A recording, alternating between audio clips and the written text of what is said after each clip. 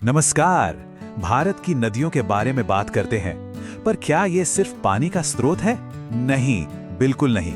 ये तो इस देश की जीवन रेखाएं हैं जो लाखों लोगों की जिंदगी, उनकी संस्कृति और अर्थव्यवस्था को शिकाल देती हैं। तो चलिए आज इन शक्तिशाली जल मार्गों की एक शानदार यात्रा पर निकलते हैं। भारत में नदियां सिर्फ भूगोल का एक हिस्सा नहीं है, वो तो जीवन का सार है। जरा सोचिए इस बारे में। हमारे खेतों की सिंचाई से लेकर हमारे घरों को रोशन करने वाली बिजली तक, और हमारी सदियों पुरानी परंपराओं से लेकर हमारे चहल पहल वाले शहरों तक, सब कुछ तो इन्हीं नदियों पर टिका है। ये सच में हमारे देश की धमनियों की तरह है, जिनमें जीवन बहता है। तो चलिए अपनी यात्रा शुरू करते हैं उत्तर भारत के विशाल मैदानों से। कभी सोचा है कि पवित्र गंगा और उसकी सहायक नदियों के बिना ये इलाका कैसा होता? असल में ये नदी प्रणाली ही इस भूमि को भारत के सबसे उपजाऊ और घनी आबादी वाले क्षेत्रों में से एक बनाती है।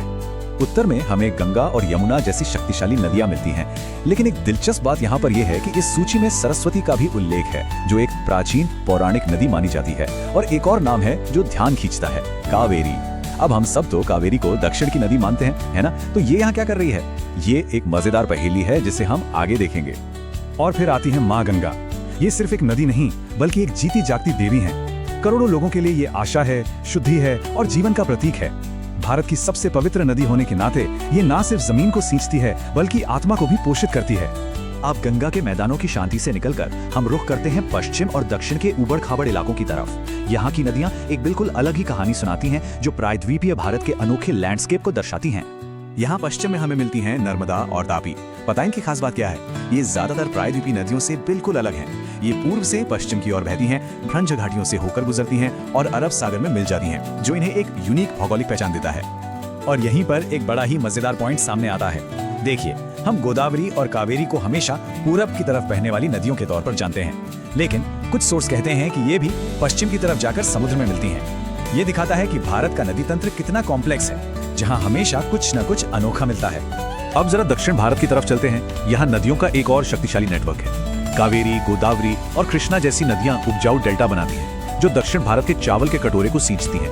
और कर्नाटक, तमिलनाडु, महाराष्ट्र जैसे राज्यों की तो ये मानो लाइफलाइन ही है। तो अब अपनी इस यात्रा के आखिरी पड़ाव पर चलते हैं, पूर्वी भारत की ओर। यहाँ एक ऐसी नदी का दबदबा है जो इतनी विशाल और शक्तिशाली है कि उसे नद यानी एक मैस्कुलिन रिवर कहा जाता है। जी हाँ, हम बात कर रहे हैं शक्तिशाली ब्रह्मपुत्र की। पूर्वी भारत में ब्रह्मपुत्र तो है ही, पर साथ में सोन नदी का भी जिक्र है। सोन नदी मध्य भारत से निकलकर पूरब की ओर बहती है, जो हमें दिखाता है कि ये सारे नदी तंत्र असल में एक दूसरे से कैसे जुड़े हुए हैं। ब्रह्मपुत्र सच में एक इंटरनेशनल नदी है।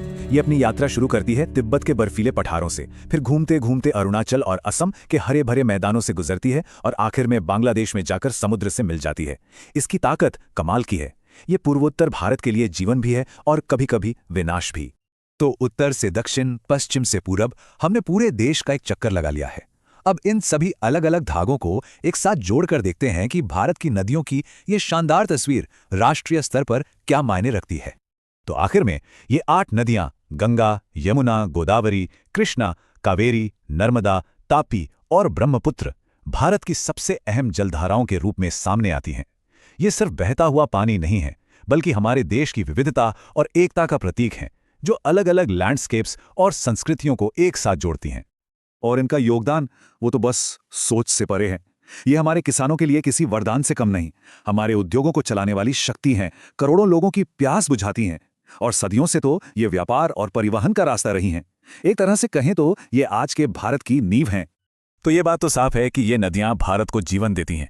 लेकिन आज के दौर में जब ये प्रदूषण और क्लाइमेट चेंज जैसी चुनौतियों से जूझ रही हैं, तो सवाल ये उठता है कि हम इन्हें जीवन कैसे देंगे। ये सिर्फ एक सवाल नहीं है, बल्कि हमारी आने वाली पीढ़ियों के प्रति हमारी एक बहुत बड़ी जिम्मेदारी है। जरा सोचिएगा इस पर।